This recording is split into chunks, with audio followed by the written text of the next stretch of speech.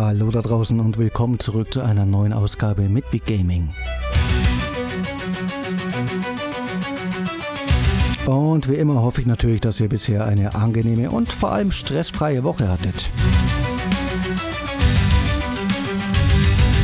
Und natürlich wie jeden Mittwoch, so auch heute wieder ein Blick auf 3 wahllos herausgepickte Spiele aus meinem viel zu großen Pile of Shame. Aber bevor ich hier lang rumrede, würde ich sagen, wir werfen mal einen kurzen Blick auf die Sachen, um die es heute geht. Wir werden das Ganze heute starten mit Ingression, ein bockschweres Jump'n'Run. Danach werfen wir einen Blick auf Assassin's Creed Valhalla, schon ein klein bisschen älter, aber soll uns nicht hindern. Und zu guter Letzt Teeny Tiny Twains, durchaus sehr, nennen wir es mal, kindgerecht. Also ihr seht schon, wie immer, sehr bunt gemischt und ich würde sagen, wir gehen rein. Und ab geht's mit Ingression. Und ja, bockschweres Jump'n'Run trifft halt hier doch ziemlich genau meiner Meinung nach. Im Grunde so ein klein bisschen wie Super Meat Boy und Konsorten, allerdings mit einem Twist. Das Ganze kommt optisch, spielerisch und vor allem grafisch erstmal ziemlich simpel daher. Die Story ist soweit okay und auch interessant meiner Meinung nach. Es gibt gerade zu Beginn immer wieder längere Dialogpassagen, die ihr allerdings auch skippen könnt. Und schon recht bald geht das Ganze dann auch los. Und das erste, was euch hier auffallen wird, ist, dass die Steuerung an sich dann doch eigentlich recht präzise ist, aber ihr ziemlich schnell merken werdet, dass das Spiel schwerer ist, als es im ersten Moment scheint. Weil hier reicht im Grunde schon ein kleiner Fehlsprung, ein kleiner Fehltritt um 1-2 Pixel und ihr seid tot. Das ist gerade zu Beginn des Spiels erstmal alles noch verzeihbar und alles gar kein Problem und denkt sich, okay, soweit erstmal charmant und gut und auch nicht allzu schwer. Das ändert sich dann allerdings ziemlich bald, weil da kommen dann weitere Elemente mit dazu. Plattformen, die verschwinden, so kleine Felder, die euch weiter katapultieren und vor allem später dann noch Portale. Aber ich würde sagen, ich lasse einfach mal laufen, schaut es euch an, macht euch ein Bild und nachher redet mal drüber. Viel Spaß!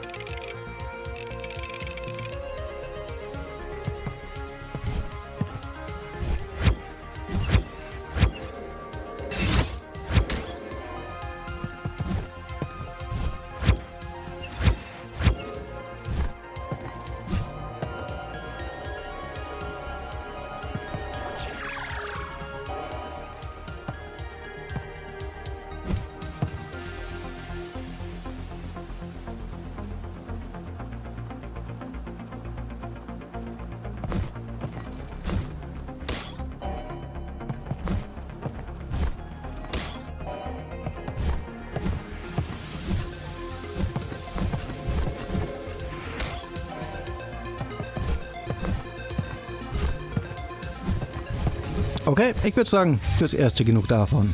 Ab zum nächsten Spiel. Assassin's Creed Valhalla. Dezember 22, liegt momentan knapp 60 € immer noch. Und ich muss ehrlich sagen, Assassin's Creed, das ist halt so ein bisschen diese klassische Ubisoft-Formel. Entweder man mag's oder man mag's nicht.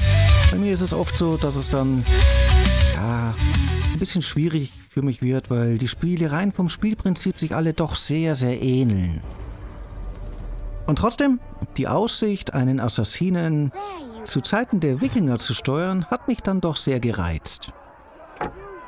Und natürlich, wie bei einer großen AAA-Produktion üblich, ihr habt hier gut abgemischte Musik, fantastische Grafik teilweise, weite, offene Areale, also eine große Spielwelt, in die ihr eintauchen könnt, die ihr erkunden könnt. Lange Cutscenes, die die Geschichte vorantreiben. Im Grunde alles, was man von einem Spiel eines großen Publishers auf diesem Niveau erwarten würde. Und ohne jetzt allzu viel vorwegnehmen zu wollen, erwartet euch hier im Grunde alles, was ihr von einem Assassin's Creed erwartet, in einem neuen bzw. einem frischen Setting. Von daher, ich lasse mal laufen. Viel Spaß mit den Clips und später mehr dazu.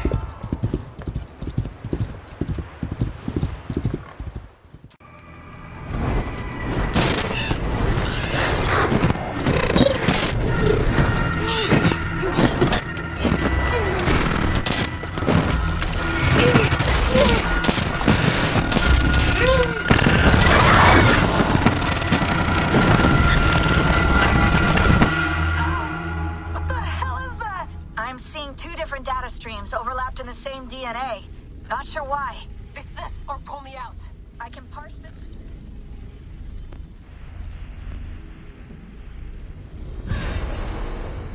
Alright, I'll lock it in and push ahead to a time where these streams are more synchronized.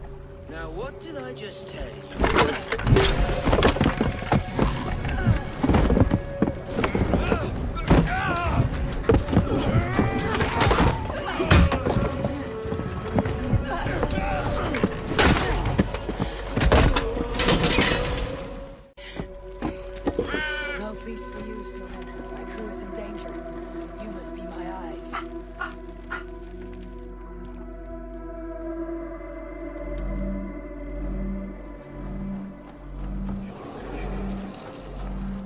My crew is in danger. To reach them.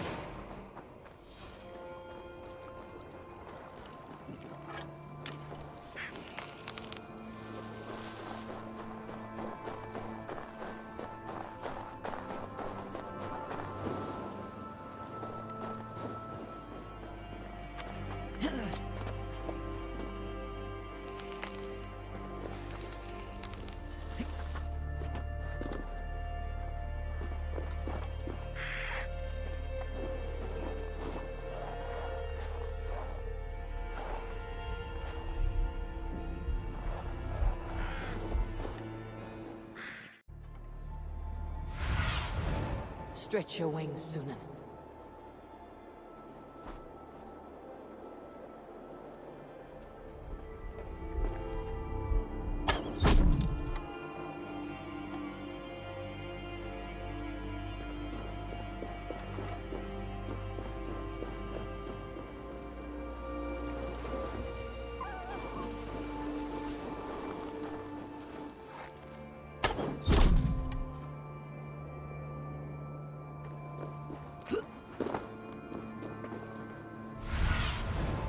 my eyes, Sunan. Kjotve's warriors. We should stay out of sight. Once this land is under Kjotve's lash, we will live like Jarls. It will not happen while we're... I should not be seen in this area.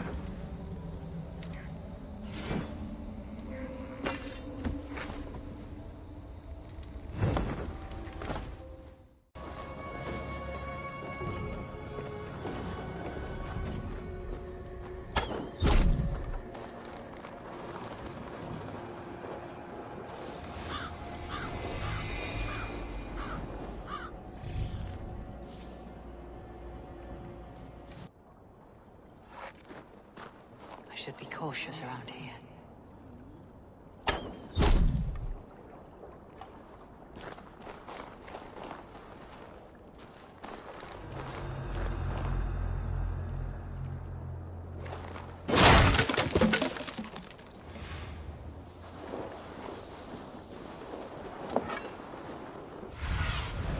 I need your eyes, my friend.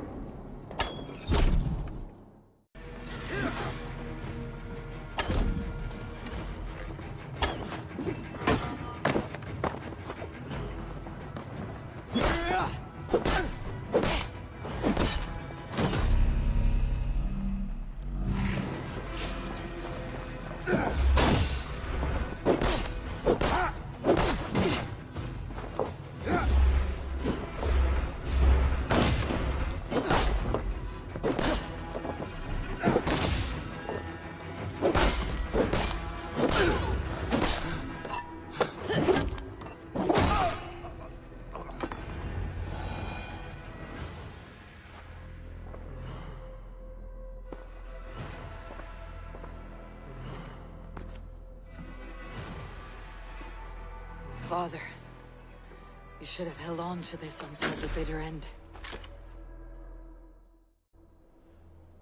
If I give my life, will you spare my clan? Let it know! Pick up your axe! Kill them all! No!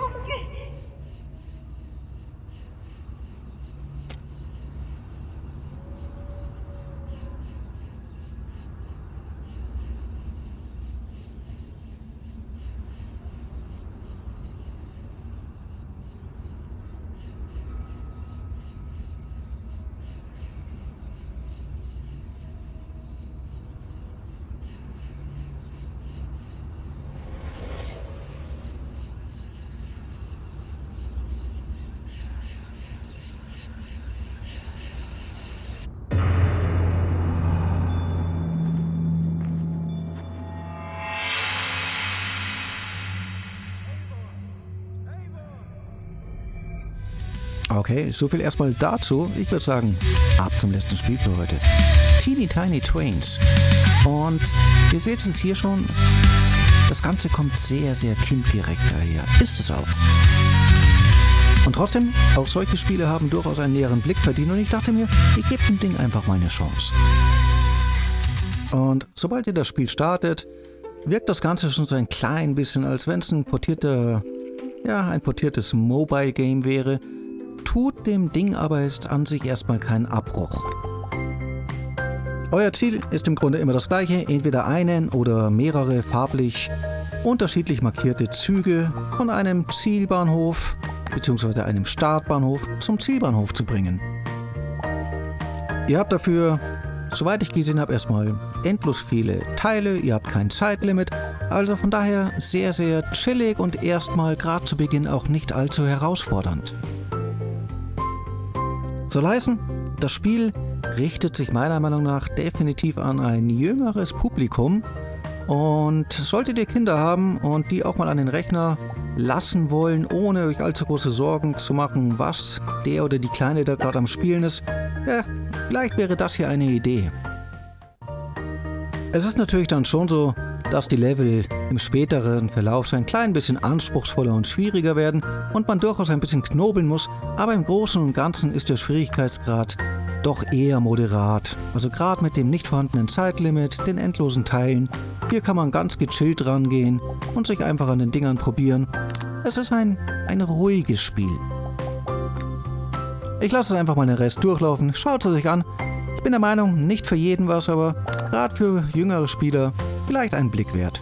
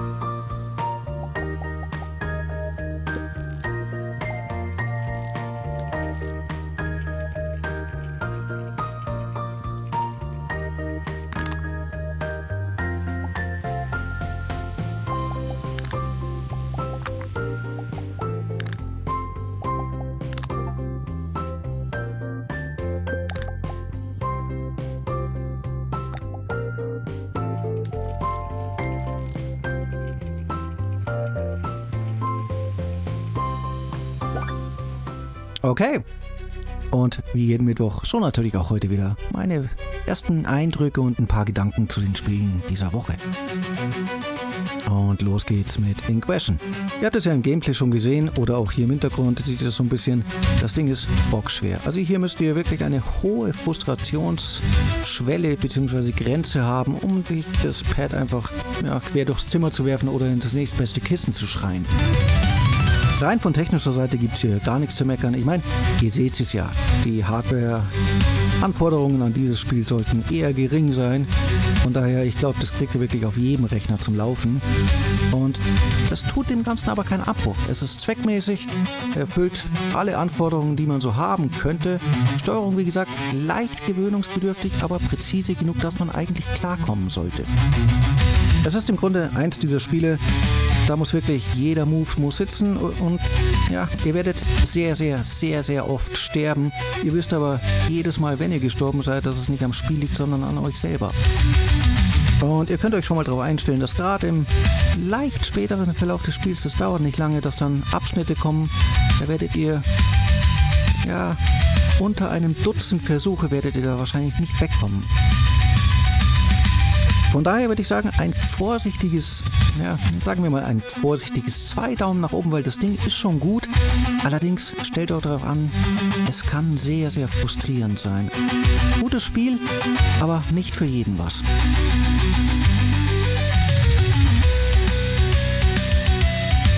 Und weiter geht's mit Assassin's Creed Valhalla.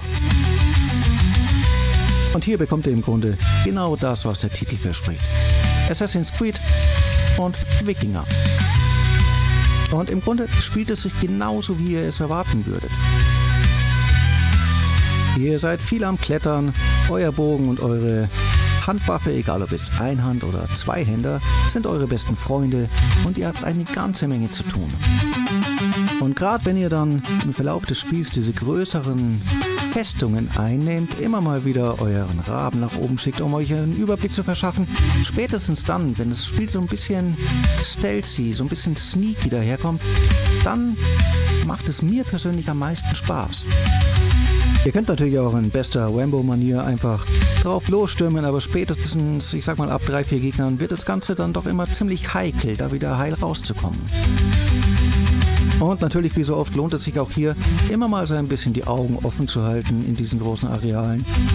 Was Bonuskisten und solche Geschichten angeht, ihr werdet immer wieder Sachen entdecken, die ihr vielleicht unter Umständen überseht, wenn ihr einfach durchrennt. Technisch hatte ich mit dem Titel gar keine Probleme. Klar, er ist es vielleicht optisch nicht ganz auf der Höhe der Zeit, aber immer noch weit weg davon, hässlich zu sein. Das soll heißen, ich hatte keine Ruckler, keine Aussetzer, keine Abstürze. Ich hatte selbst auf meinem alten System konstante 60 Frames, das ist nicht selbstverständlich. Und von daher auch hier technisch erstmal beide Daumen hoch. Und auch das Spiel an sich, ich kann es im Grunde wirklich jedem empfehlen, der Assassin's Creed mag und der solche Spiele wie Horizon Zero West und Konsorten mag, weil es spielt sich relativ ähnlich vom Feeling. Und auch wenn ich mir ganz sicher, dass ich da noch die eine oder andere, beziehungsweise ganz viele Stunden drin versenken werde. Also von daher von mir eine große Empfehlung. Das ist ein Top-Game.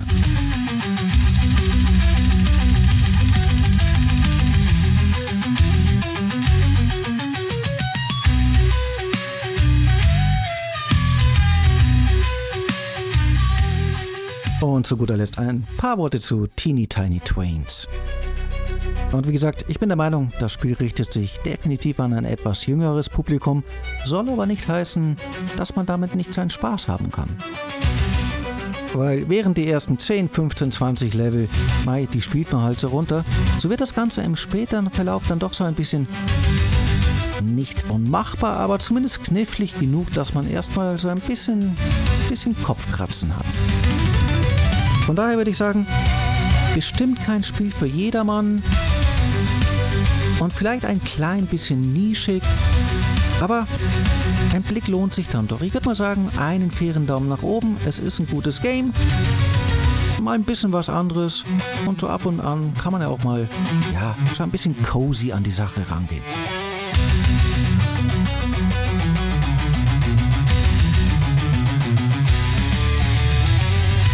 Okay, das war's auch schon wieder für diese Woche. Wie immer, vielen Dank fürs Zuschauen und auch wie immer, ich wünsche euch allen eine angenehme restliche Woche. Viel Spaß beim Zocken und bis nächsten Mittwoch. Macht's es gut. Ciao.